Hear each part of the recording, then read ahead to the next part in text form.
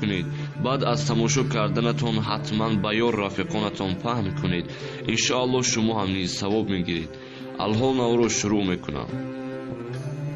مرگ حضرت محمد صلی الله علیه و سلم که عزرائیل علیه السلام برای گرفتن جان حضرت محمد صلی الله علیه و سلم می آید.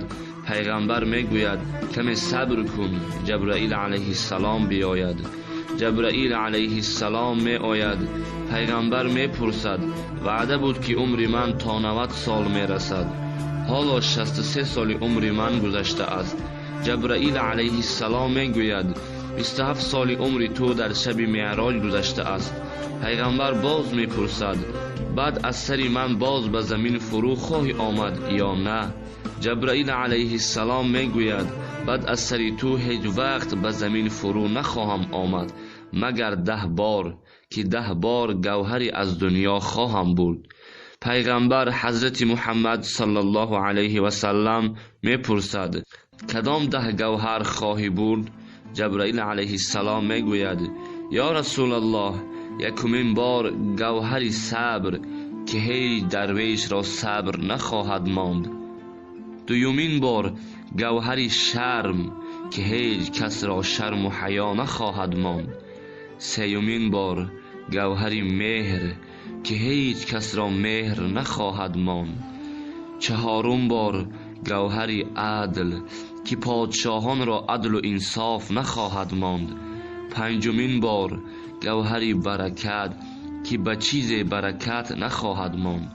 ششمین بار گوهری سخاوت که هیچ فقیران را هیچ کس دوست نخواهد داشت.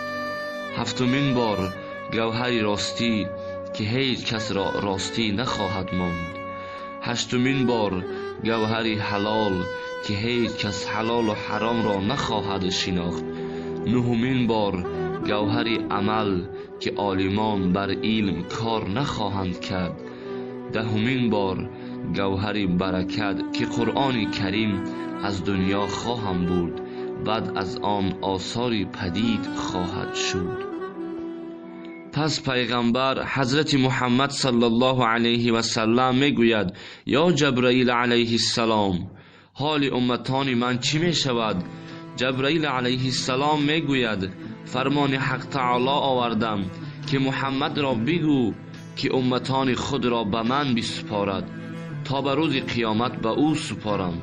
پیغمبر همه ای یاران را دعوت نموده وصیت کرد که ای یاران، حلال را حلال دانید و حرام را حرام، و مال را زکات دهید و فقیران را محروم نگذارید و همسایگان را مرنجانید و بر زنان و فرزندان و یتیمان شفقت کنید که به قدر از آن امتحان گذرید. پس پیغمبر حضرت محمد صلی الله علیه و سلم فرمود که ای عزرائیل علیه السلام، استاده شو و قبض جانی برکن و بر امتان من نکن که ایشان قدرت ندارند و بسیار ضعیف و کم قوتند. عزرائیل علیه السلام گفت یا رسول الله، هر امتی تو که بعد از نماز فریضه آیت الکرسی بخواند، جان او چنان قبض کنم که طفل شیرخواره و مثل پیستان مادر شیر بنوشد و در خواب رود، مادرش پیستان خود بکشد و طفل را معلوم نباشد. بعد عزرائیل علیه السلام دست بر سینه مبارک نهاد و پیغمبر آه برآورد. عزرائیل علیه السلام گفت یا رسول الله، چرا آه برآوردی؟